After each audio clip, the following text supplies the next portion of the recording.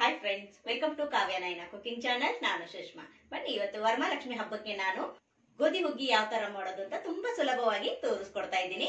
ಹೇಗ್ ಮಾಡೋದು ಅಂತ ನೋಡೋಣ ಬನ್ನಿ.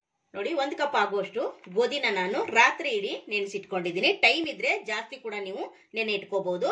ಟೈಮ್ ಇಲ್ಲ ಅನ್ನೋರು ಒಂದು 7-8 ಗಂಟೆ ಆದ್ರೂ ನೀವು ನೆನೆ ಇಟ್ಕೋಬೇಕು. ಯಾಕಂದ್ರೆ ಗೋಧಿ ಅಲ್ವಾ, ಬೇಗ ನೆನೆಯೋದಿಲ್ಲ. ಅದಕ್ಕೋಸ್ಕರ ನೋಡಿ, ನಾನು ಚೆನ್ನಾಗಿ ನೆನೆಸ್ಕೊಂಡಿದ್ದೀನಿ. 2 ಭಾಗ ಆಗ್ತಾ ಇದೆ. ಇವಾಗ ಇದನ್ನ ನೀರೆಲ್ಲ ತೆಕ್ಕೊಂಡ್ ಬರ್ತೀನಿ. ಒಲೆ ಮೇಲೆ ಕುಕ್ಕರ್ನ ಇಟ್ಕೊಂಡಿದ್ದೀನಿ. ನಾನು ತೊಳ್ಕೊಂಡ್ ಬಂದಿರೋ ಗೋಧಿನ ಕುಕ್ಕರ್ಗೆ ಸೇರಿಸ್ಕೊತಾ ಇದ್ದೀನಿ. ನೀವು ಯಾವ್ದಾದ್ರು 1 ಕಪ್ ಅಳತೆಯಲ್ಲಿ 1 ಕಪ್ ಆಗುವಷ್ಟು ಗೋಧಿನ ತಗೋಬಹುದು, ಇಲ್ಲ ಜಾಸ್ತಿ ಕೂಡ ನೀವು ತಗೋಬಹುದು. ಇಲ್ಲಿ ನಾನು 1 ಕಪ್ ಗೋಧಿನ ತಗೊಂಡಿದ್ದೀನಿ. ಅದೇ ಕಪ್ ಅಳತೆಯಲ್ಲೇನೆ 8 ಕಪ್ ಆಗುವಷ್ಟು ನೀರನ್ನ ಸೇರಿಸ್ಕೊತಾ ಇದ್ದೀನಿ. 2 ಸ್ಪೂನ್ ಆಗುವಷ್ಟು ಎಣ್ಣೆನ ಹಾಕೊಳ್ಳೋಣ.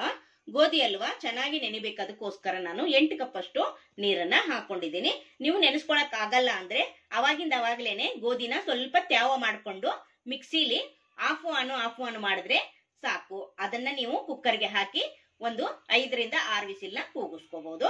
ಇಲ್ಲ ಟೈಮ್ ಇದೆ ಅನ್ನೋರು ಈ ತರ ನೆನೆ ಇಟ್ಕೊಂಡು ಮಾಡಬಹುದು. ಈಗ ಕುಕ್ಕರ್ ಮುಚ್ಚಳ ಮುಚ್ಚಿ ನಾನು 8ರಿಂದ 10 ವಿಸಿಲು ಕೂಗಿಸ್ಕೊಂಡ್ ಬರ್ತೀನಿ. ಆಮೇಲೆ ನಾನು ನಿಮ್ಗೆ ತೋರಿಸ್ಕೊಡ್ತಾ ಇದ್ದೀನಿ. ನೋಡಿ, ಚೆನ್ನಾಗಿ ಬೆಂದಿದೆ. ನೋಡಿ, ತೋರಿಸ್ತೀನಿ. ನೋಡಿ, ಈ ತರ ಮೆತ್ತಗೆ ಬೆಂದಿರಬೇಕು. ನೋಡಿ, ನಾವು ಸ್ಮ್ಯಾಶರ್ ಇಂದ ಇನ್ನು ಸ್ವಲ್ಪ ಸ್ಮ್ಯಾಶ್ ಮಾಡ್ಕೋಬೇಕು. ಆವಾಗ ನಮ್ಗೆ ಇನ್ನೂ ಚೆನ್ನಾಗಿ ಮೆತ್ತಗೆ ಬಂದ್ಬಿಡುತ್ತೆ. ನೋಡ್ತಾ ಇದ್ದೀರಾ?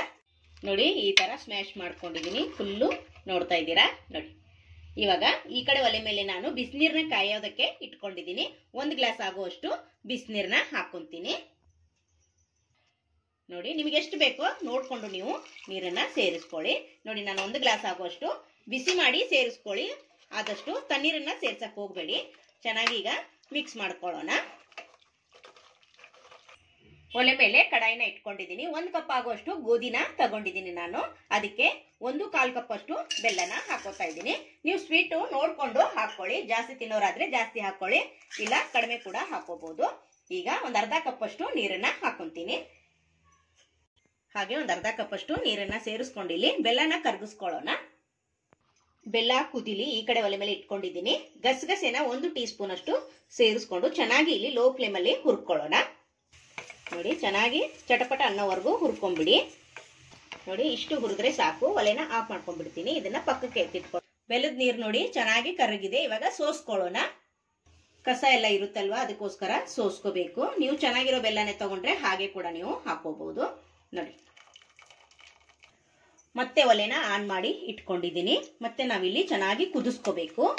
ನೋಡಿ, ಬೆಲ್ಲದ ನೀರು ಹಾಕಿದ್ಮೇಲೆ ಚೆನ್ನಾಗಿ ಮಿಕ್ಸ್ ಮಾಡ್ಕೊಳ್ಳೋಣ. ಹಾಗೆ ಇದಕ್ಕೇನೆ ಜಾಯಿಕಾಯಿ ಪುಡಿನ ಹಾಕೋತಾ ಇದ್ದೀನಿ. ಹಾಗೆ ಇಲ್ಲಿ ಏಲಕ್ಕಿ ಪೌಡ್ರು, ಹಾಗೆ ಇಲ್ಲಿ ಒಣಶುಂಠಿ ಪುಡಿ, ಹುರಿದಿಟ್ಕೊಂಡಿರೋ ಗಸಗಸೆ, 1/4 ಕಪ್ ಅಷ್ಟು ಒಣ ಕೊಬ್ಬರಿ ತುರಿ. ಈಗ ಎಲ್ಲ ಹಾಕೊಂಡು ಚೆನ್ನಾಗಿ ಒಂದ್ಸತಿ ಮಿಕ್ಸ್ ಮಾಡ್ಕೊಳ್ಳೋಣ. 1-2 ನಿಮಿಷ ಕುದಿಲಿ. ಚೆನ್ನಾಗಿ ನೋಡಿ ಕುದೀತಾ ಇದೆ.